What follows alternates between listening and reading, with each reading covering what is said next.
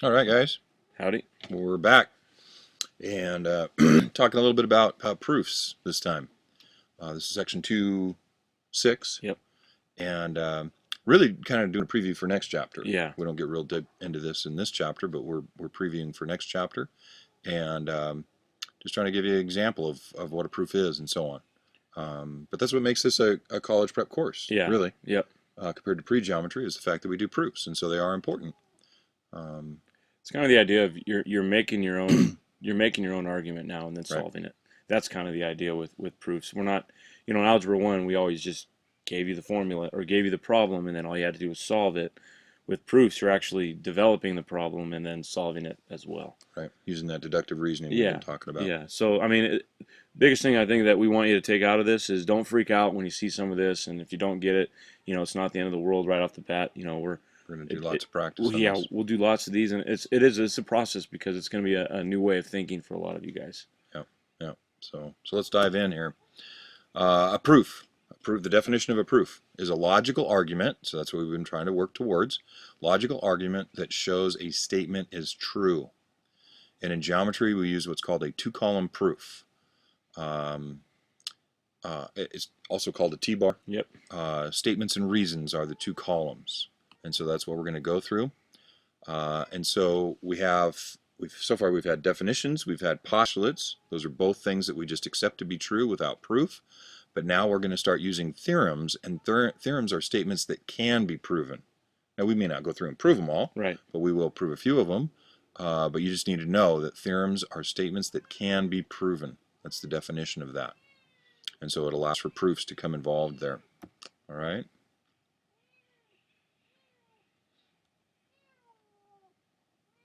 So we have a theorem here. We have our first theorem, Yep. actually, called Theorem 2.1. Again, we're not going to number them, but it's called the congruent segments theorem. Okay, and it has three parts to it, really. It says, we lost it. It says that segment congruence, so in other words, two segments being congruent to each other, is reflexive. So we got to remember what that is. So say segment AB is congruent to segment AB, Yeah. so that's congruent to itself. And we're going to use, I know that sounds silly, but we're going to use that one over and over and over again. It's going to become your friend because it's an easy one. Yep. Symmetric, we just don't use a ton. It would just say that segment AB is congruent to segment BA. And so, I don't know, we're just not going to use that one a ton. And then the transitive property we'll use a lot. Segment AB is congruent to segment BC. And then we also know that segment BC is congruent to segment ED. And so the first and third are congruent. AC is congruent to ED. So we've covered transitive a couple times now.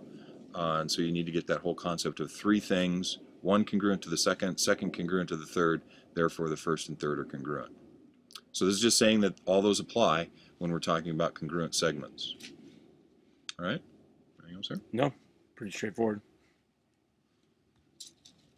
So then we have angle congruence here, guys. Theorem 2.2, like Mr. Scritchfield said, we don't really need to remember 2.2 very much, but just remember angle congruence. Now, this is the cool thing about geometry is basically all you're doing on this theorem is substituting segment out and putting the word angle in, and it's the same thing. Angles can be angle congruence is reflexive, symmetric, and transitive. So angle A can be congruent to itself. Angle A can be congruent to another angle, and if you flip it over, angle A is congruent to angle B is still congruent to angle A, and then a transitive property, if you have angle A and it's congruent to angle B, and then you take angle B and you say it's congruent to angle C, well then you can just dump the middleman, which is angle B, and say that angle A is congruent to angle C. So just the same exact thing, just with angles instead of segments. Right. But all these can be proven. Yeah. And so they're called theorems instead of postulates. Okay. And if you really think about the last two, it's kind of more common sense than anything else. You just got to visually think about that.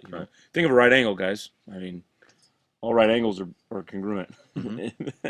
Yeah, that would apply to all these. Yeah. Yeah. So we're talking about writing a two-column proof. So writing a two-column proof. So a one column has the statements. The other is your reason.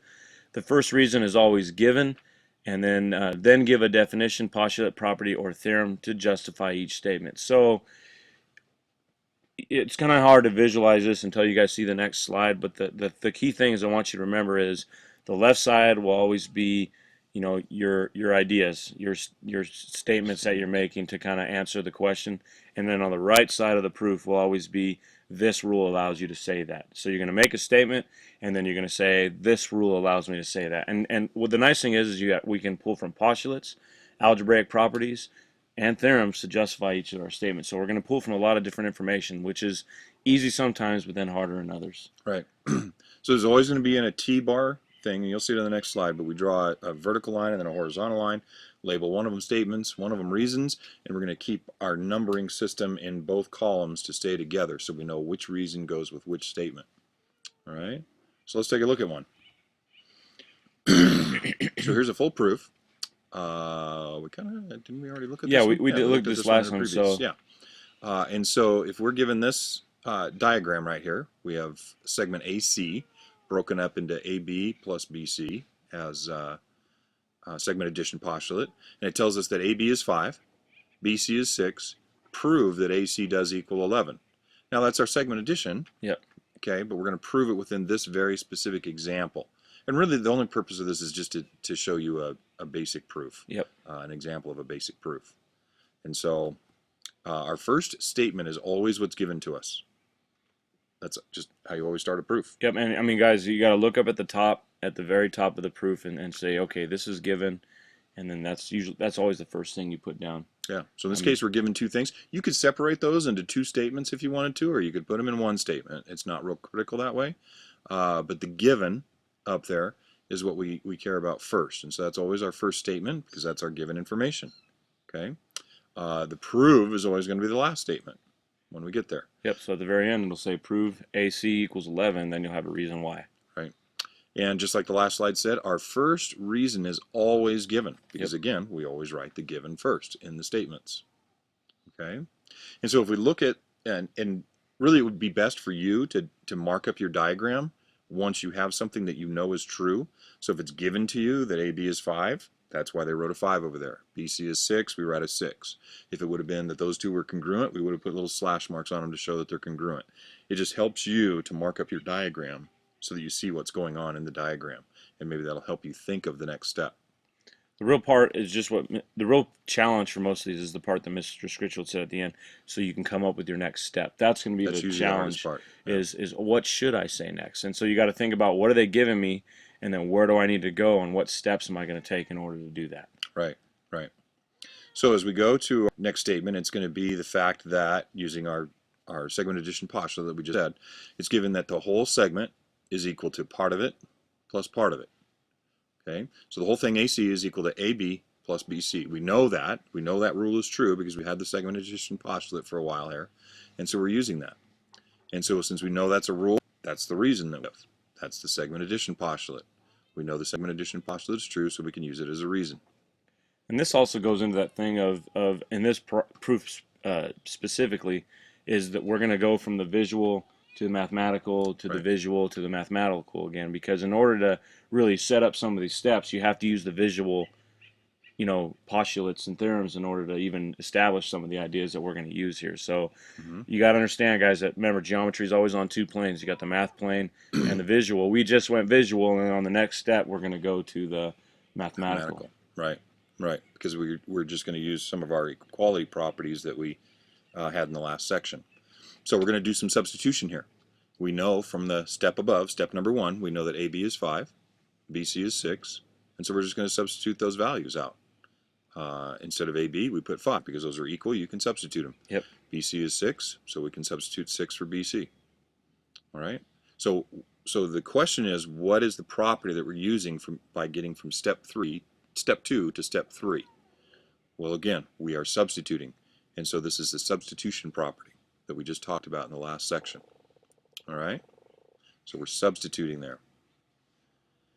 Okay. AC is 11. How do we know that? Addition, right? We're just adding the 5 and the 6, and we know that AC is 11. Well, coincidentally, that AC equaling 11 just happens to be what we're trying to prove. And so that's our last statement in our proof. We know that's true because we know 5 plus 6 is 11. And so by the addition property, we know that's true. Now I know there's some detail in there. It's a little bit hard to come up with these reasons. These actually are in a way harder than the ones we do later because Yeah. there's so much of a better diagram and just more detail to it. And the shift from math Yeah. to visual. That, Right. that always throws kids off. Right. So again, be patient with this. It's just an example here, and we'll start developing our ability to do proofs here. All right. Okay, guys. We'll see you in class.